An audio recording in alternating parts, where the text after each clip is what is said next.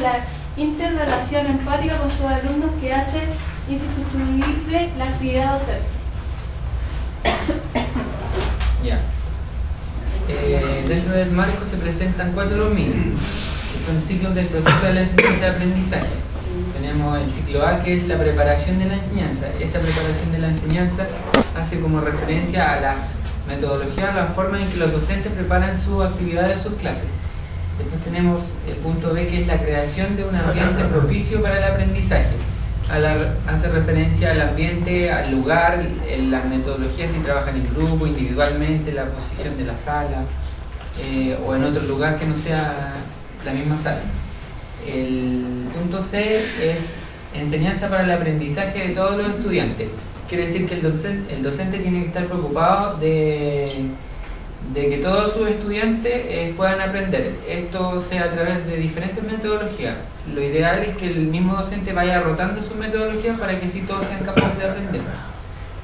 El ciclo D es responsabilidades profesionales. Ese está muy relacionado con el primero, que se refiere a la responsabilidad del docente para desarrollar sus actividades. Ahora, son necesarias las siguientes interrogantes para hacer el recorrido de este marco. Son los ciclos que vimos anteriormente. ¿Qué es necesario saber? ¿Qué es necesario saber hacer? ¿Y cuán bien se debe hacer o cuán bien se está haciendo? Estas son las preguntas fundamentales para saber, por ejemplo, ya si las personas no conocen detenidamente todo el marco, sabiendo estas preguntas nosotros vamos a ver cómo poder realizar una clase y si lo que estamos haciendo está bien o no, dentro del aula en donde se imparte las clases del profesor. Bueno, el fundamento social y cultural que tiene el marco de la buena enseñanza. Como breve reseña histórica, podría decir que durante la última década hubo una elaboración donde se produce este formato de la buena enseñanza, donde se aplica al desempeño profesional del docente, donde lo tienen que integrar a su propia política.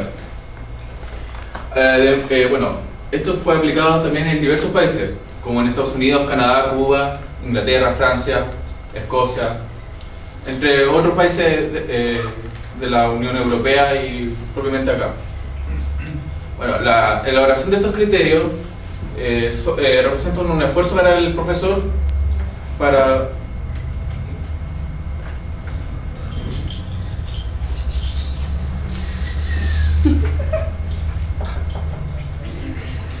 hacer un esfuerzo para el docente, para el profesor, y ellos deben ser capaces de saber y hacer un buen ejercicio de su profesión. Es decir,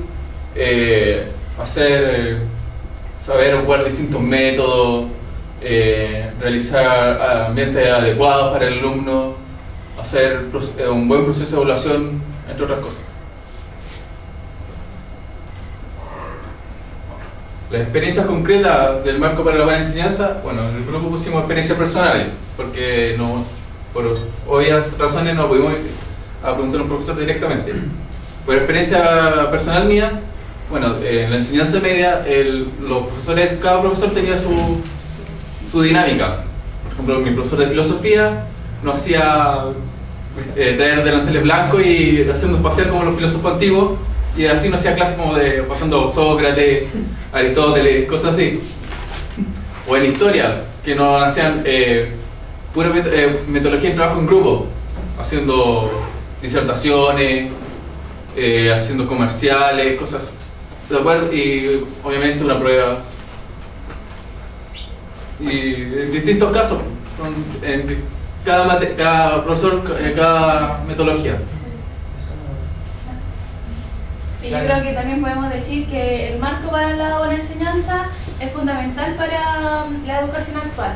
O sea que en los establecimientos que se ha integrado el marco para la buena enseñanza, esto ha resultado y ha dado como buenas experiencias, porque los alumnos han aprendido mejor, los colegios han elevado mucho su excelencia. Por ejemplo, ellos en su ejemplo, bueno, en el caso de nosotros, los profesores que eran del LAM, en este caso, ellos todos más o menos utilizaban este tipo de de metodologías que están implementadas en el marco de la buena enseñanza y los resultados de los estudiantes eran bastante buenos. Lo usaban en conocimiento o a veces solamente en su metodología, pero el liceo en general tiene buenos resultados hasta la hora respecto al mismo tema. Y el marco para la buena enseñanza se hizo el año 2003 y ahí se publicó aquí en Chile.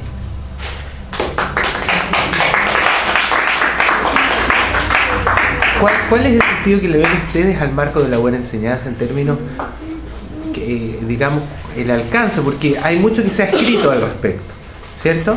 Se ha escrito en términos de lo que debe hacer un profesor y hacia eso apunta el marco, ¿cierto? Pero en la práctica, ¿qué utilidad le ven ustedes al marco? Es que, por ejemplo, a ver, la utilidad específica es como que los docentes en sí tengan ciertos criterios por los cuales se puedan guiar para desarrollar sus actividades, porque en el fondo, en los lugares que se ha utilizado, ha tenido buenos resultados en los estudiantes.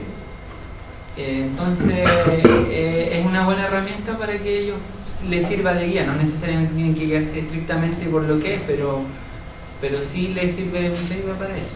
Yo creo que es como un orden de responsabilidad para el profesor, que planifique su clase, que vaya acorde a lo que necesitan sus alumnos, que masifique la información, no que solamente se centre en los 4 alumnos que están adelante y los demás los deje así, sino que a la vez cada vez que haya trabajo y oportunidades, sea como para darle oportunidad a diferentes alumnos para que se puedan desenvolver. Pero lo más que nada es que sea responsable de la planificación y en cómo enseña.